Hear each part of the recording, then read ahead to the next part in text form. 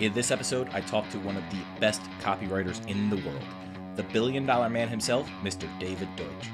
We talk about how David got into copywriting. We dive into how to put charisma and personality into your copy by tapping into your inner silliness. We get into using artificial intelligence in your marketing and how it can make you more creative. And I tell the story of how David talked his way into getting a tour of a closed museum using high-level copy tactics. Look, David is one of my favorite people in the industry, really just one of my favorite people overall, and this was a very fun episode to record, so I hope you enjoy it. My name is Henry Bingaman. You're listening to Getting Out of the Machine. Hey, welcome back, everyone. Today's very special guest is one of the best known and best performing copywriters working today, Mr. David Deutsch. David started his career at Ogilvy and Mather many years ago at this point. And then from there, he learned direct response and went on to go freelance. And since then, he sold $1 billion worth of products for his clients. That puts him in very rarefied air. He's also a marketing and copywriting coach. Some of the best marketers out there, like Justin Groff, really credit their success to having David coach them. And he's also been a great friend and an inspiration to me. So David, thank you so much for joining me. Oh, thank you. It's great to be here. Well, I'm excited to see you. We've hung out a bunch of times, but I don't think I've gotten too much of your origin story. So, a lot of people think that the great David Deutsch was born in the copy room at Ogilvy, but I'm sure, most kids don't grow up wanting to be a copywriter. So can you kind of tell me about your ambitions growing up and then how you ended up doing copywriting? Yeah, sure. Yeah. Growing up and being a copywriter was kind of the furthest thing from my mind, although I did kind of want to be a lawyer. And I always feel like lawyers and copywriters are very similar because we both kind of argue on behalf of a client in different ways. Yeah, it makes sense. And I think the best copywriters are in a way the best. They would make great lawyers because they can make a convincing case for something. Yeah, I actually, at one point we were looking at recruiting kids out of law school to come and join copywriting because you can make just as much money as a copywriter as you can as a lawyer. So if you're at the bottom half of your law class, but you still learned how to argue, I always thought that would be a fun experiment to run. That's a great idea. They never wanted to join us though. Imagine that. Yeah. So I was when I got out of college, I did a lot of different things. I was a teacher. And then I started to do some temp jobs because I'm a really fast typist, which could be the secret behind my copywriting success is I'm just a really fast typist. But I worked in various places. I was actually a Kelly girl in New York. What is that? Kelly Girl was like the big temp agency in New York was Kelly Girls. Okay. And so I was very proud of saying that I was a Kelly girl. In a sort of a gender neutral or gender not caring sort of way, But yeah, and so obviously there were men and women in there, and I was one of the men. And they got me a job in an ad agency at Ogilvy and Mather. And I was like, oh, an ad agency, that's interesting. Maybe I had vaguely heard of Ogilvy because he was kind of famous, in his way in that time in pop culture a little bit. Yeah. But I had no, inkling of doing anything more. But while I was there for a little while, and I sort of said, well, this is kind of interesting. I wonder if I could write copy. I can write. I'm a clever guy. And so I went and I, not really expecting that it would happen, kind of said, hey, can I try my hand at this? And they were like, yeah, sure. Be glad for you to do this. And, I did, and they liked it. And they gave me a little more and some guidance. And gradually I just started being a copywriter there. And they had a direct response segment of Ogilvy, right? Like a lot of Madison Avenue just does the brand, but he did know direct response. They did some of it. So was that where you were starting? He did. And we should probably clarify that direct response simply means, you sell things directly. You don't advertise beer on television. You advertise buy 3 cases of beer for, send us $50. We'll send you 3 cases of beer. It's direct. You get a direct response to the selling. So yeah, he called direct response his first love and secret weapon because when he was in England, he used it to sell a hotel that he was called upon to advertise for. And he had a great love for, not just for words and copy, but for, direct mail, appealing directly to people, because he loved that you could tell whether it worked or not. Like, he sold Pepperidge Farm and he sold all these things, and you could kind of see if sales went up or down or whatever. But direct response, boy, you send something out there, you put it on the web or you send it in the mail, you can see the sales right away, whether they're going up or going down. You can measure it. So he liked that. Yeah, I mean, that really is the best part of direct response is, and especially now that we have the internet, like I know you started, or you were more direct mail early on, which then you'd mail it out. And then what, 2 weeks later, you'd find out how well it did. Today, Right. it's launch day. You know how well that thing's going to do. Yep. Yeah. I just sent out an email. I can go check now and see, how did it do? How did people respond to it? How many people opened it? And of course, it gives you a great opportunity. As you know, it's not just fulfilling from a ADD, I need immediate feedback and dopamine perspective. It's very useful in terms of oh, this is working, this is not working. Let me change this. Let me tweak this. Let me do it again a little differently. So that feedback is so important. Yeah, and I mean, it really can change the course of a campaign like overnight. So you always now, you never used to be able to really test your way into ads the same way you can right now on like Facebook and Google. And right now you could put out 10 different versions and narrow it down, but you're spending that money getting direct feedback immediately. Yeah. I mean, I hate to say this, but in a way, you almost don't even have to be that smart or that good of a copywriter, because it's kind of like machine learning. That's probably not a very good analogy for anyone that knows AI, but it's kind of like machine learning. It's like the machine tries this, it works, it tries this, it doesn't work, it goes over here and tries this. This works, it does this. It's constantly testing. That's how it learned to play chess. It just made some stupid move that didn't work, made 20 more stupid moves, finally made a good move, like it's better if I move the pawn from the middle of the board. So then it made a note of that. Oh, better to move pawn from middle of the board. And then gradually it became brilliant at chess. Right. And not only did it determine the best move, it's like, oh, when I move this pawn to the middle of the board, here's the opponent's 8,000 possible answers 4 layers down. And you kind of get that with direct response online, is you get to see it's not just who clicked the ad. You can chase it all the way through to who was your best customer over 6 months. Like you can track ads to that level of granularity. Yeah, the whole media buying science behind what we do. Yeah, and it's funny. I've worked with ad agencies that just with some of my clients that they're terrible writers, but they just put out so much copy that eventually they stumble on the right image and tagline combination. It's amazing, isn't it? You see that, right? And you can see the results of it, where you see, like, it'll be how to cure your headaches. And it's got this picture of, maybe it's a drill or something, or maybe it's a dinosaur. But for whatever reason, that headline with that picture worked. So they don't care if it makes sense or not. Yeah. I remember the weight loss banana, the rotten banana for the weight loss ads. You remember seeing that forever? Oh, yeah. Like, who would ever think of, like you and I brainstorming would never go, why don't we try showing a rotten banana for this weight loss ad, right? Yeah. But when you just try anything like that, you can stumble upon things. Yeah, it's really fun. So I want to get to, so you were at an agency, and what I think one of the things that when I talk to most people about copywriting or any kind of business in general, they're making the leap to going freelance full time, starting your business, going all in is the biggest hurdle most people have to get over. And it's not one day hurdle. It's you go full time freelance, and then for the next 6 months, you're questioning your life. So what was your transition to going kind of full time freelance? And do you remember kind of some of the thoughts you had going through your head as you were doing it? Yeah, well, I've gone full time freelance a couple of times, actually, because every once in a while I go back to working full time. Because I'm not one of these people that's like, I hate going into an office and I can't work in I love corporate environment. I love having structure. I love people around me. I even love the drama of, oh, this person's mad at this person and this, this happened and we have to solve this terrible problem. That's everything I hate. Yeah. Well, then I do it, and after a year or two I start to realize I don't really want to be doing this. But for a year or two I love it.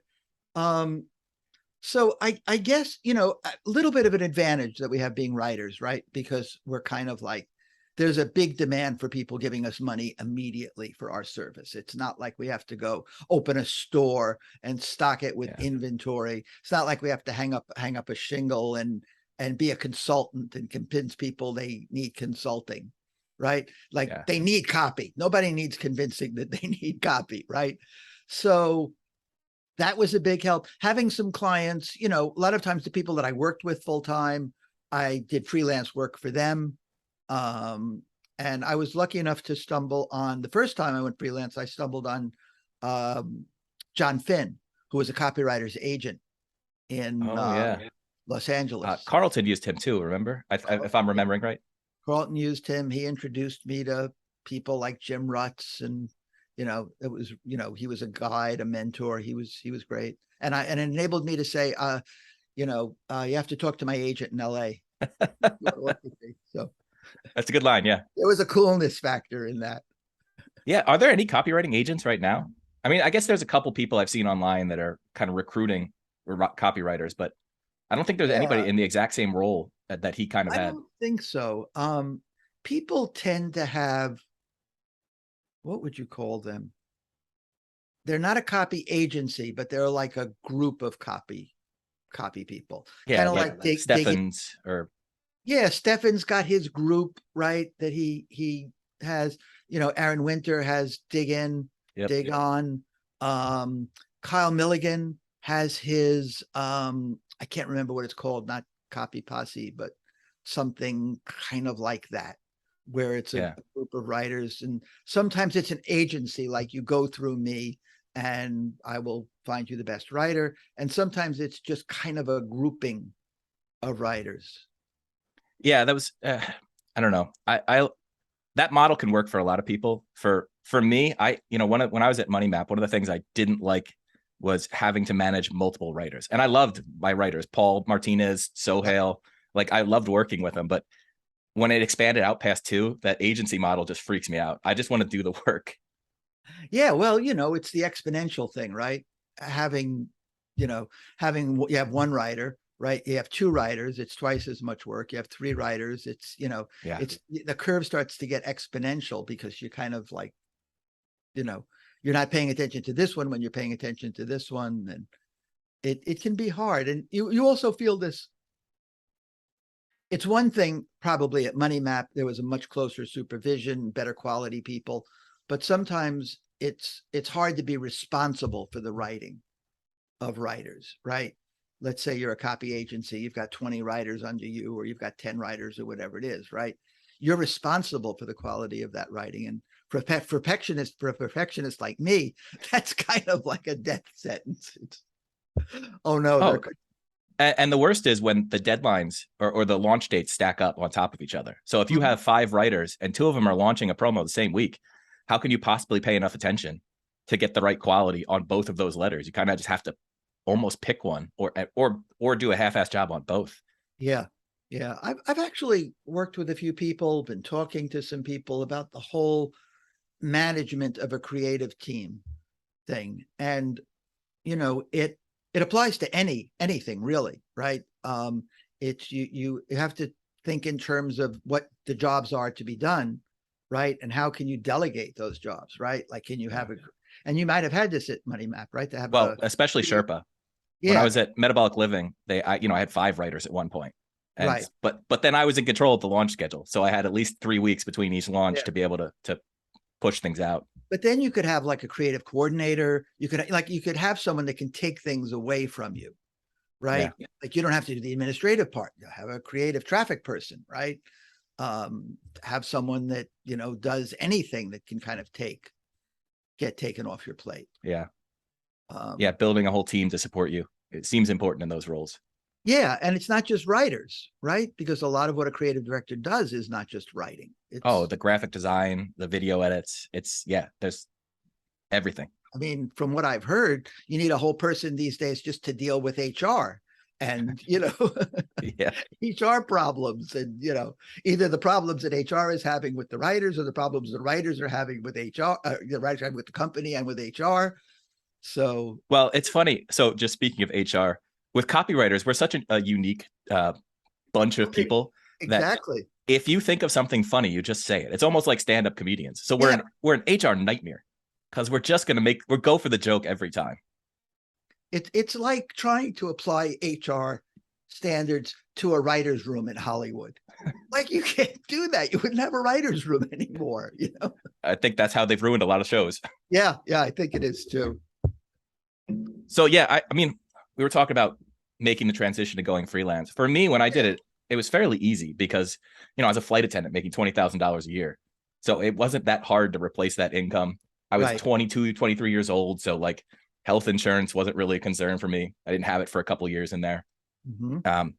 But a lot of these people that are more established in their career, say they're in their 30s and they have like 2 little kids and they have health insurance, and it just gets, the more they have, it's just, the barrier seems to get bigger and bigger.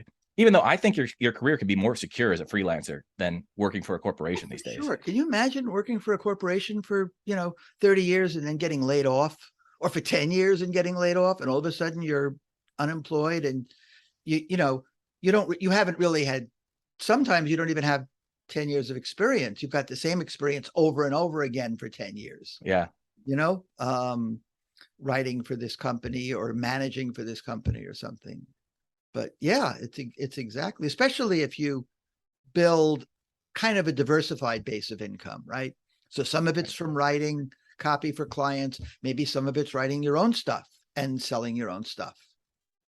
Yeah, that's actually something I've seen you started getting more into. So actually, I bought a course from you years and years ago, like a decade ago at this point, called, I think it was Thinking Inside the Box. Oh yeah. That was a creativity course that you sold. So you've been doing this product stuff for a long time, but I've never really seen you focus on it too much. But recently you've been, what's the group? Your Inner Circle?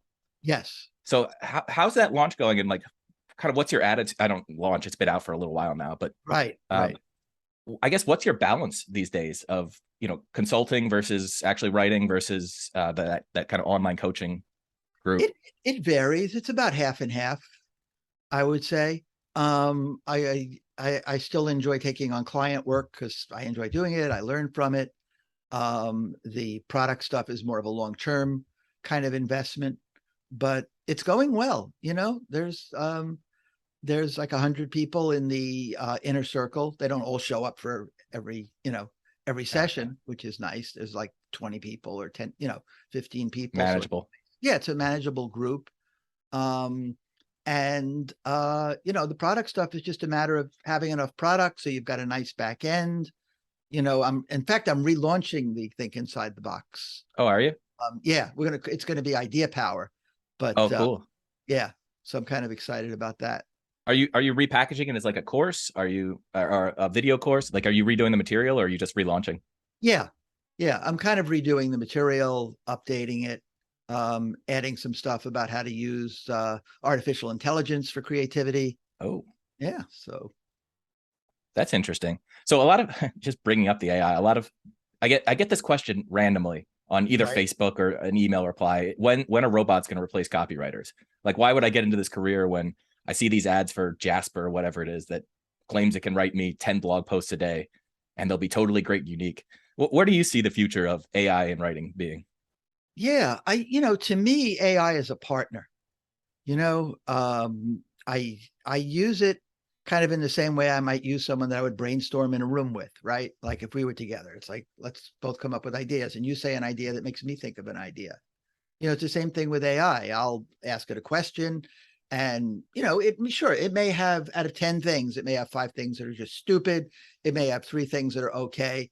It may have, 1 thing that's really good. And it may have 1 thing that, oh, I don't know that I'd use that, but that makes me think of something else that I wouldn't have thought of. Because AI isn't limited by ego or preconceived notions, right? It'll just say whatever pops into its head, kind of like a writer on steroids. And, sometimes and the writing is getting better and better. Friend of mine swears by AI and how it's going to kind of take over things. And I used to laugh at the stuff he would send me, that was written by AI. And now I don't laugh at it anymore. Now it's still not great, right? But I don't laugh anymore. I go, oh, that's okay.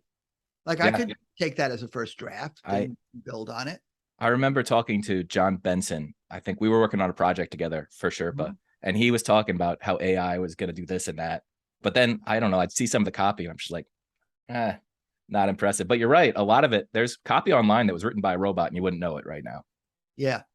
Yeah. Um, Certain kinds of copy. Someone used the analogy, not the analogy, but like baseball, sports writer, right? Like AI is really good at taking the statistics and going, and in the fifth inning, Joe stepped up to the plate and walloped the home run with the bases. Like it can do that because that's very formulaic, kind of writing. Right.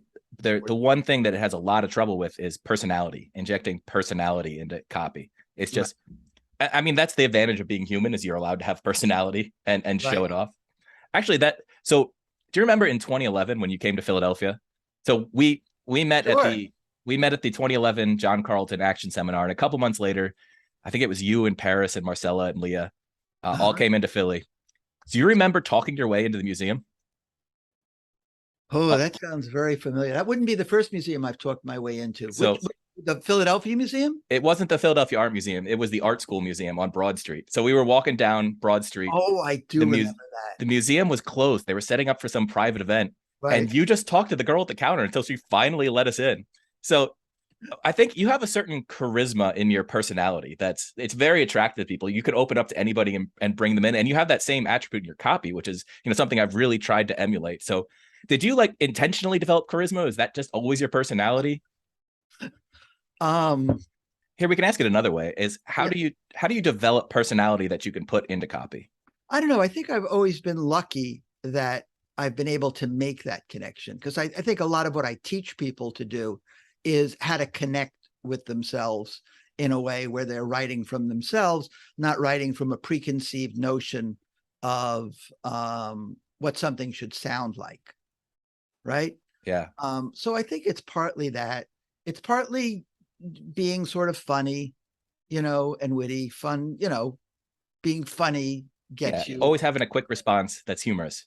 Yeah. Yeah. Having a non-threatening sort of, mildly nebbishy look probably, helped us get in there. If I had been like, all right, well, we're get in here, and, being able to probably argue my way into things. Well, it's not, they're obviously not getting ready. We won't be in the way. Well, you know what I mean? I kind of. Yeah. Overcoming objections right there in real life. Objections. Right. We'll be out of here. We'll be out of here in 15 minutes. A lot of it is kind of behavioral science in a certain way. Right. Yeah. It's like, that I always think of the main behavioral science thing is you ask a big ask. Right. And then you say, well, okay, if we can't do that, can we just can we go in for an hour? Right. And she's probably going to say no. So then I'll say, well, can we go in for 15 minutes? And maybe we can stretch it into a half hour. Right. And you also use the because it's like, well, I'm just in Philadelphia for one day. I'll never have a chance to get back. There was that study that the fax machine in a corporate office. If you ask, can I use the fax machine? Like 5% of the people will let you. If you ask, can I use the fax machine because I need to? More than half of the people would let you. Yeah. Jump in line. It's the word because is so powerful that just saying the word because, right? Just because I need to gets you something. And if you have real reasons, like I came from out of town, which had the benefit of being true, right? Yeah. I was never going to come back to, that particular museum. Yeah, the Art School Museum. It's not like there's anything famous there. It was just an interesting art museum. Yeah. Yeah. So but putting it in your copy, it's just like, don't be afraid of it. Just write something, write from your heart, right? Don't look at it like I'm going to publish it, right? Just do it for fun. Just do it for an experiment. Like, what if I just had to really write as myself? Right? Be funny, be outrageous, exaggerate it more, right? Try talking it even into a microphone. Sometimes that helps. Yeah, I think people need to let themselves, when you're writing, you have to get in touch with your inner silliness a little bit, because otherwise you're too tight. Like a lot of writers, especially newer copywriters or business owners, when they're writing something that's really on the line, they feel like this is so important. I have to take it super seriously. And a lot of times just allowing yourself to be silly and loosening up and saying something goofy, even if you cut it later, it helps you add your own personality, because silliness is something that's different to each person. Like no two people are silly in the same way. So if you can allow yourself that, I think it's a nice little hack to kind of loosen up the copy a little bit. It's funny that you say that, because I actually studied clowning. I've probably told you this story, but I studied clowning with this famous teacher of clowning in the Jean Lecoq School of Clowning in France, and basically his whole thing was that you have to find your inner clown. Like, Emmett Kelly, the sad clown, right? That was kind of his inner clown. Pee Wee Herman, right? He was great at that nebbishy character, right? If he tried to be Borat, it would never work, because that was Sacha Baron Cohen's clown, was the buffoon, right? Pee Wee Herman kind of found the clown that worked for him. So all he would have us do is get up on stage and try to be funny. And inevitably he would just go, boring, next, I'd rather watch a mime than watch you, go away. And gradually you just tried enough different things where people would laugh, and you were like, yeah, you found like your way of being funny. And maybe for some that's physical, maybe for some that's being silly, maybe for some that's being, slapstick, whatever it is. Yeah, some people can make puns work. It's amazing. But some people can make physical humor work, right? Yeah.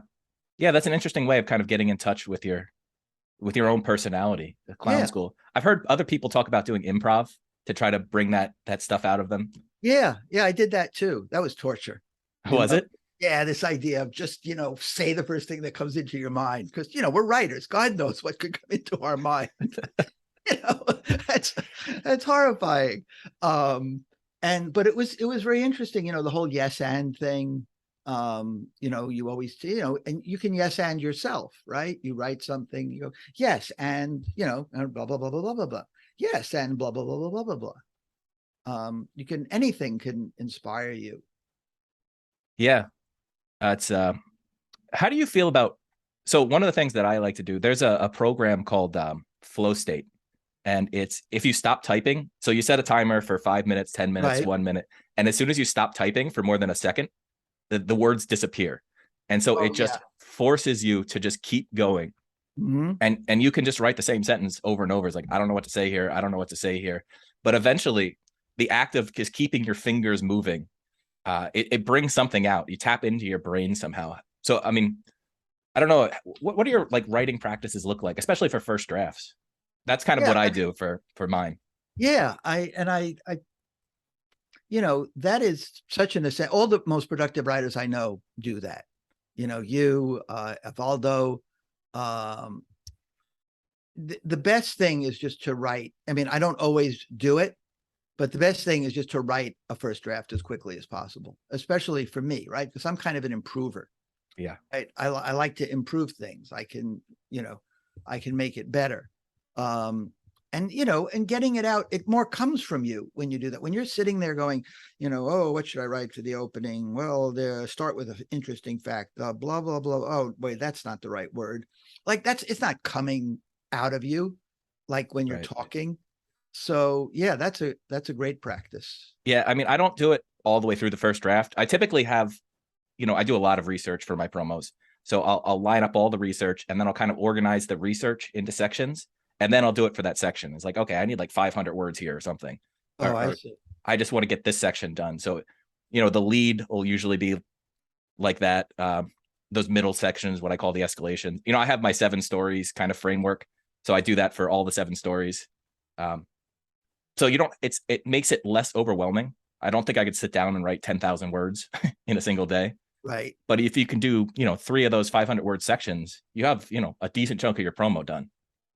What's the 7 stories? Is that you use 7 different plotline stories? Yeah. So it's the paradigm shift is the lead of it. It's like the world was one way and now it's another way. You have your guru superpowers. You have your shocking discovery, which is, connecting the lead and the guru and the product.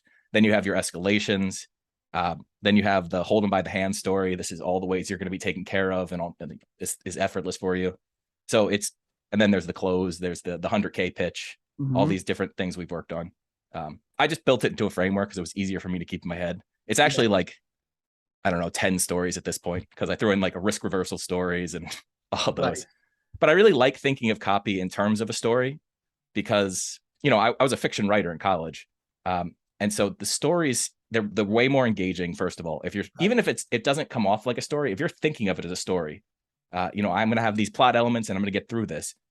I think it makes the copy more engaging, and obviously more engaging the copy is, the more people read, the more they buy. Yeah, no, I totally agree that, any copy in a way is a story. There's a mega, what do you call it? Uber meta story that's above it, which is the story of why you should buy this, right? The story of the person that found it, discovered it. These are all, it's one journey, the sales letter, in a way. Yeah. So I want to talk about, you've done a lot of coaching of copywriters. Right. And so when I was coming up in copy, I had a mentor who would coach me by just telling me everything I did was crap. And then progressively going through the copy, I would see less, this is crap, cut this is garbage, cut this. And he never really said I was getting better. But by the end of the day, we cut out all the crap. But it's a really hard way to get coaching. And a lot of people that work with him end up quitting pretty quickly. But right. Is this someone I know that you've worked with? Yeah. Makes sense. I mean, I always like to hear about people that are harder on people than I am. Because I mean, I can be kind of the same way. It's like, okay, we just have to make this better, right? Yeah. You don't need me to tell you you're a good writer. You're obviously a good writer. You wouldn't be here. So let's just, But there's something. So when I was coaching writers, I tried to not do the just everything is terrible route. Right.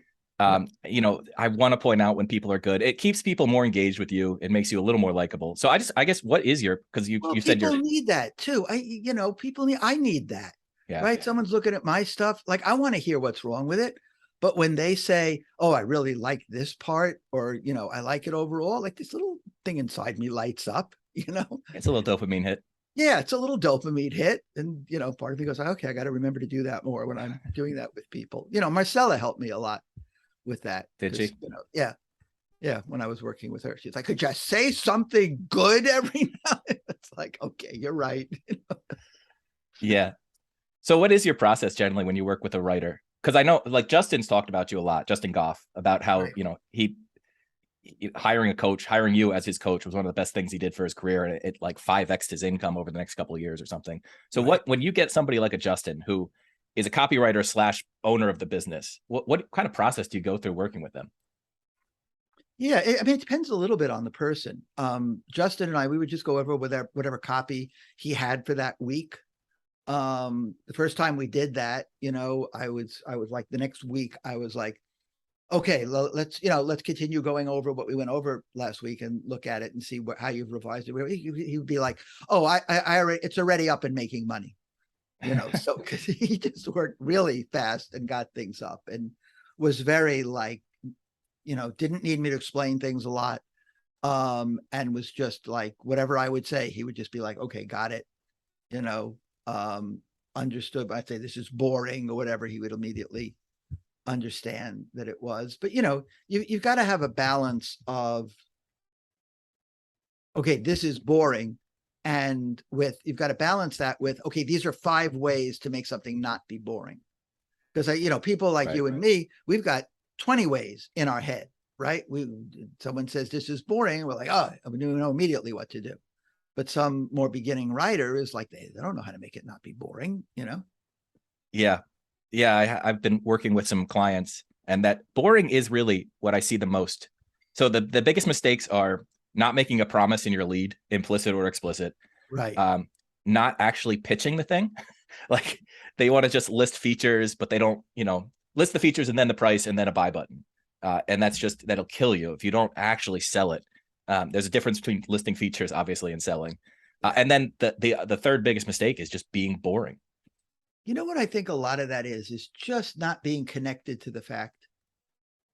I mean, it's even on a superficial level, being connected to the fact that you're writing to someone and they can't wait to get back to their cell phone or get back to their Netflix, binging or whatever it is, right? That you happen to suck them in with a good, ad or whatever got them to that page, right?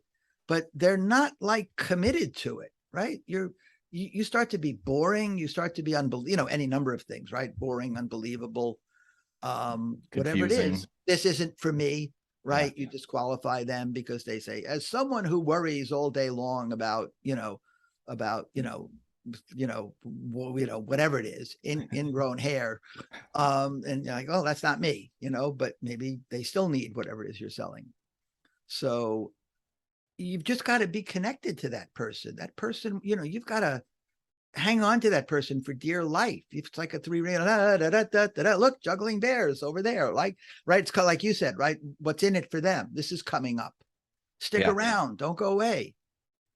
And I think that it comes from that attitude, right? It doesn't come from, I have to make this not be boring and I have to say something in the opening about why they should continue reading. You just got to feel that, right? Yeah. Yeah. And it's, a lot of people, I think one of the mistakes people do or don't do is when I'm reading copy. So you have to read the copy out loud. First of all, it's absolutely crucial. You can't just sit there and have it go in your head. You're going to just overlook all types of things, but especially because I do a lot of video scripts. Right. I tell the people, like, no, you don't just read the copy. We're not doing a read through. We're acting this out. You have to perform the copy. That's the only way you're ever going to know if it's entertaining, because it'll come off as like, you'll have to make this big dramatic line and it'll just be a letdown. So you'll know, like, oh, this needs work. Bill Bonner had a thing once, a little device. He was like, read the copy out loud in the most dramatic voice possible, because bad copy, if you read it in a dramatic voice, you can't do it. It doesn't have the places where you can put the emphasis, right? Does that make sense? Yeah, absolutely. It's impossible to be dramatic. It's impossible with the line, and then he walked the dog. Like, it's just, you're like, oh, maybe that's boring and doesn't need to be in there. That's why I like the performing tip. Hey, it's Henry, cutting into this conversation for just a second. If you want to see what it takes to write copy at the highest level, I recorded a breakdown of a promo I chiefed A-list copywriter Marcella Allison through. We go into the 5 most important secrets to getting your copy to perform. Since David is my guest this week, I feel like I should point out that he said this breakthrough was, quote, eye-opening for me, and it's assigned viewing for any copywriter I mentor. Now, Marcella used to sell this for $599, but I've gotten the rights to it. So if you want it, for a very limited time, I'm giving it away for free. Just go to henryb.co/DD, as in David Deutsch. That's henryb.co/DD. All right, let's get back to the show. I think you're on my email list. I sent out an email earlier this week about kind of what entrepreneurs and copywriters do in crisis. And I called it entrepreneur brain. There's some people who, when there's a major crisis, something goes terribly wrong, they dig in and get a lot more creative. It brings out the creativity in them. And there's other people that go in there and something goes terribly wrong and they either double down on what they were doing. I did read that. Yeah. So I was just wondering, like, nobody has a career of your length without running into a couple crises. I'm curious, do you have any stories that come to mind of like a crisis that you hit and then kind of managed to get through? Oh gosh. It's funny, one of the biggest crises I ever had was I like to do everything in ad agencies, in addition to writing copy. And so I placed media. And one time I had to place something in the Washington Post, and it was like a $80,000 ad or something like that. And it was like, full page thing. And it was like, there was a mix up, and I don't know, the commission was like 25% or 50% or something like that. And we weren't going to get the commission because we had only estimated 80,000 to the client, but it turned out it was, that was the full price, right? Oh. We didn't they didn't deduct the advertising commission. That wasn't on there. So I figured I had miscalculated. I hadn't included the advertising commission or something. And then it turned out that, it was totally their mistake. And I was like, I can't believe it. I work with I was saying to the guy, I said, I work with all these podunk newspapers, right? The Algonquin Gazette, this county thing in Place Media. I said, nothing like this has ever happened. I said, yeah, we're the Washington Post. When we mess up big. But that really scared the heck out of me. But I mean, in terms of copy, it's always when something doesn't work, right? You do something and it doesn't work. And I've always been really good at like fixing what doesn't work, because I can usually see right away why it didn't work. Yeah. I like you said, there's no benefit there's not enough of a benefit in the beginning. It's a little too intellectual. I didn't dig down deep enough. So, that's always the, there was a thing recently that, we're still trying to figure out, where we sent out 20 emails to people after they had signed up for something, to get them, after they had asked for information about something, to get them to apply for what we wanted them to apply to. Okay. Right. We spent 20, they were incredibly written, they're beautifully written. They were from like a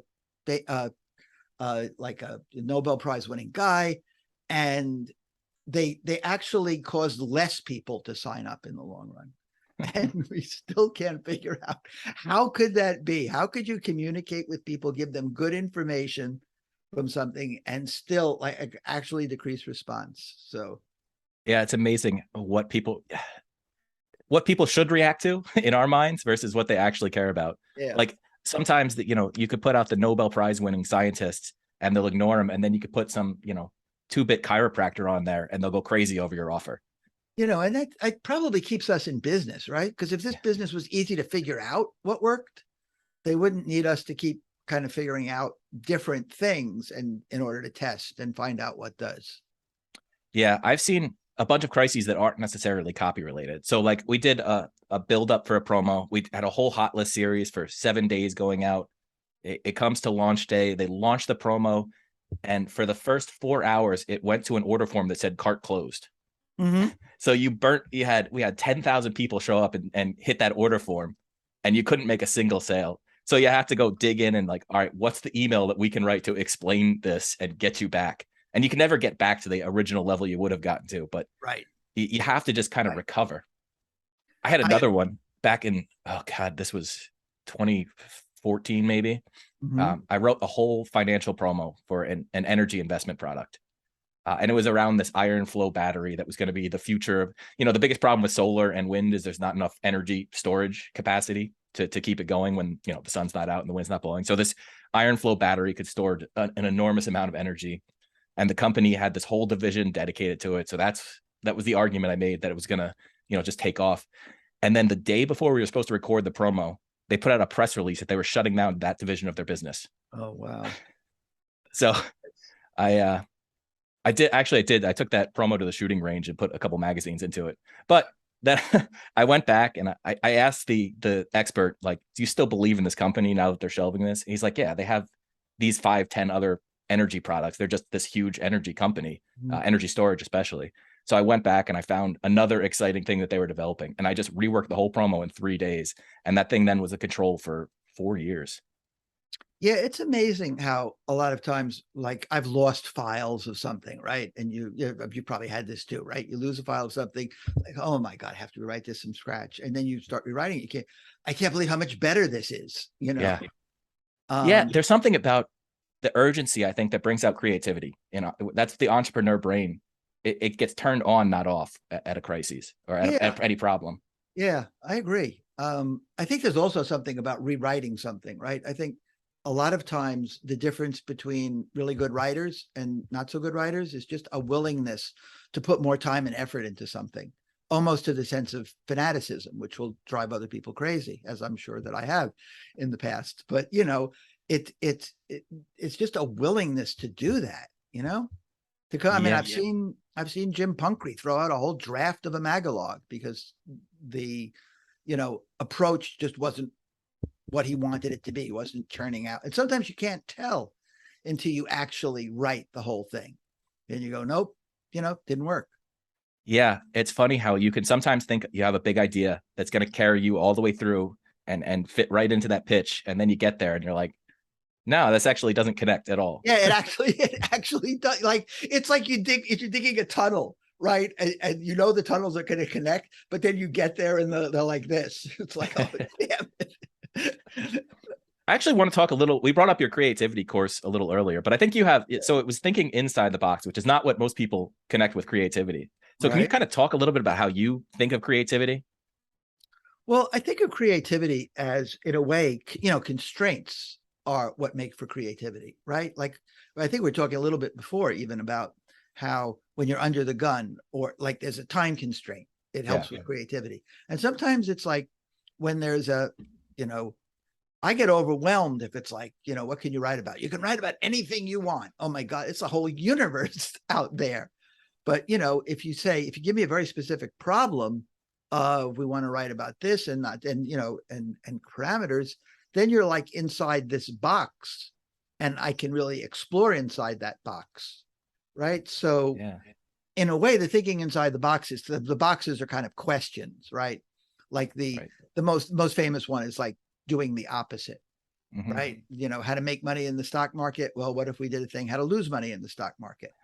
And then it's that's not the whole gist of the promo, but it's a way into the prospect's head, where it's like, yeah, if I and the argument can kind of be, if you just know all the ways to lose money in the stock market and don't do them, you will inevitably make money in the stock market. Yeah, it's a good tie-in. Yeah, yeah. It's when I read so at Breakthrough Advertising, Eugene Schwartz has his stages of sophistication.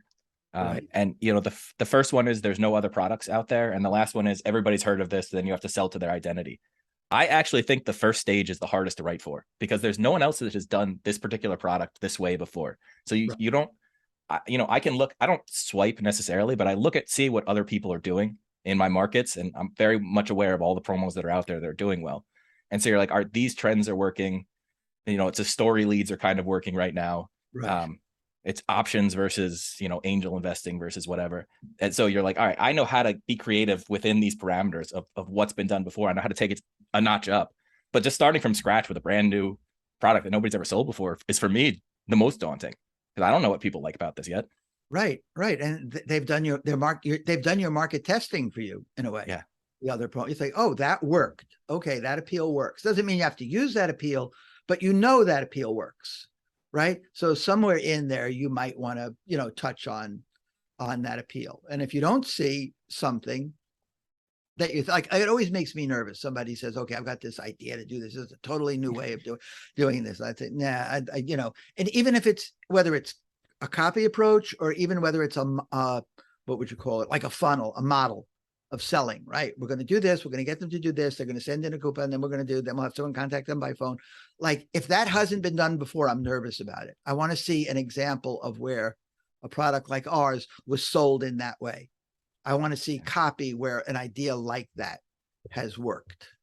Yeah. I like, so Mark Ford, back early on when, he was kind of mentoring me, one of the things he told me about his approach is he does 80% that he has a very high confidence it'll work. It's just he's copying himself.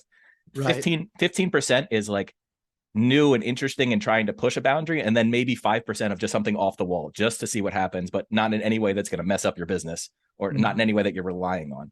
And is that within one promotion, or is that No, that's within the company. So you have 80% of your promos are straight on. We know this formula works. Especially it was a health company at the time that I was working with him at. So it's like, all right, we know this works on these supplements and these newsletters. And then, 5% of the time he'd let me try a crazy idea in an ad or an email or something. Yeah. I mean, that's a great insight for a company, right? Is either get someone to do crazy off the wall stuff that you think there's a good chance it might not work. Because the stuff that you think is not going to work, right? If it does work, it will work like gangbusters. Yeah. Right. Or hire a writer that is kind of off, like Jim Rush used to be that writer, right? Whatever Jim Rush would come up with would be off the wall, right? Find those writers that can do that. I think so. The one example that I remember with him in his early to rise days is they had this guy that he wrote a whole promo, made a whole DVD trading program set. And it was the promo headline was how to rob banks legally. Oh, yeah, And sure. Mark looked at it. Jed looked at it, who was their head of development at that time. Everybody, Mary Ellen, everybody was like, this is the stupidest thing we've ever seen. But he's willing to give us like 50 or 75% of the revenue if we just publish it. So it's off the wall, but whatever. And that thing went on to do 20, $30 million or 40 million, I think. It was a crazy success. Yeah. I mean, it shows you how, I mean, that has to do with that boredom thing we were talking about, right? People are bored. They don't want to see, no matter how clever we are, right, about how to make more money in the stock market. The segments going up, cannabis stocks, right? The cryptocurrency. They've seen it all. The next crypto, right? The next coin, the next Bitcoin, the next whatever. And when they had to rob banks, wow. Plus, it gets in that touch of larceny that that Schwartz talked about. People like to feel they're getting by. Well, this was also 2008 or 9. So it was, everybody hated the banks at that point. That was the height of the crash. And the banks were the bad guys. So legally robbing the bank sounded just emotionally appealing to a large portion of the country. You know, an interesting thing is that there is such a, I always used to wonder why Boardroom never recycled ideas, right?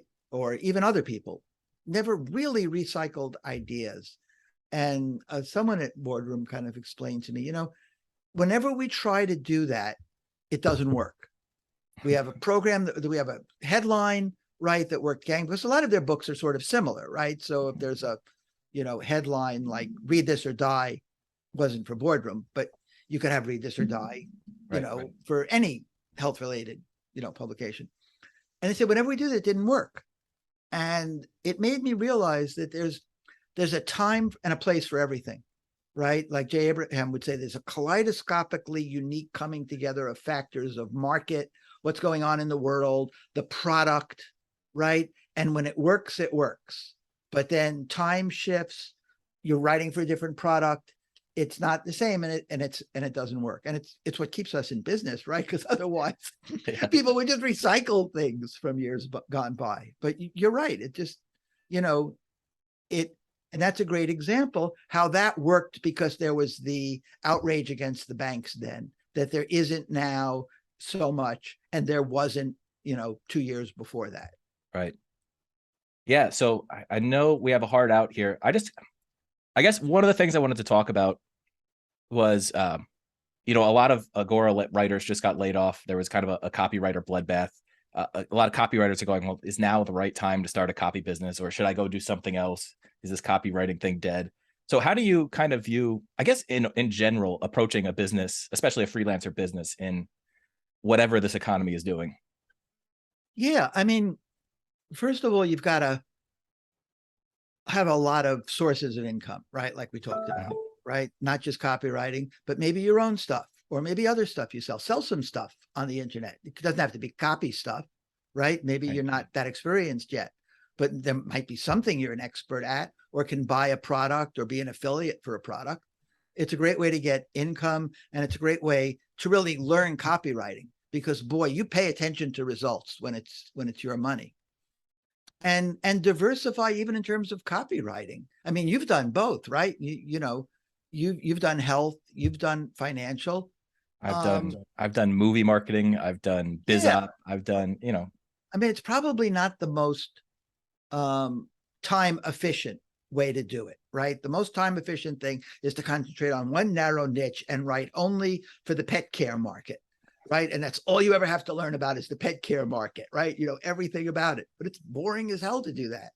And copywriters are curious people. I don't think it's good to stay in one niche too long, too exclusively. You learn from them. I'm doing a lot of golf stuff now. I'm learning from what I learned in the golf market, I take into financial and health. So diversify like that, but even diversify in terms of financial. It's not it's not, and I've gotten this from John Knutson, right? Who talks a lot about this, Financial Copywriters Roundtable, or whatever that thing is that he runs. It's so great. Yeah. He talks a lot about how, yes, financial publishing the traditional Agora model is not doing well right now, but there's a bazillion things in the financial world that are doing well, right? Yeah. Whether that's fintech, or whether it's, options, whether it's, what do you call those things that, you've done a lot of with the Reg A? Oh, angel investments. Yeah, the angel investment type stuff. There's companies doing all sorts of, of things out there. Find out about them, get into that, write copy for that, learn about that. Yeah, I actually think there's a great opportunity right now. It was 2009 was the year that both End of America and Aftershock came out, the two of the biggest financial promos in the history of the industry. And that was after another copywriter bloodbath, when everybody's like, oh, Agora's done this time. Right. And all these publishers are done this time. And then they just totally reinvigorated by finding that right message, that End of America, that the Aftershock was coming. Yeah, well, we don't make money on the way down or in the top, right? Well, while it's kind of, up here, right? We make money when it's gone down here, and it's on the way up, and people see, oh, people are making money in the stock market. I want to make money in the stock market too. I need this financial newsletter. I mean, it's a gross oversimplification, but that's kind of what happens. Yeah, I just think with the current economy, there's been a big, not just economy, the political landscape, the wars, the energy, the food. There's been a shift in the zeitgeist. And I think the first person to tap into that is going to make millions of dollars. Mm-hmm. It's just how these things go. There's cycles to every market. And I think it's a great time to be a copywriter if you're really going to lean in and try to understand what's going on. Right. Because you're right. And even at this bottom that I just said, nobody's making money at. Some people are making money there because they've, right, like you said, they've tapped into the zeitgeist of it. And that involves taking a risk. Right. So. Well, we've been going for almost an hour now. I know you have another call coming up. David, this has been a lot of fun. Where can we send people to find out more about you, your products, your membership site? You can send them over to davidldeutsch.com, DAVID, L as in Larry, and Deutsch, DEUTSCH.com. All right. Well, David, thanks for coming on. It's been my pleasure. It's always good to talk to you, Henry. Yeah, it's great. It's been great. All right.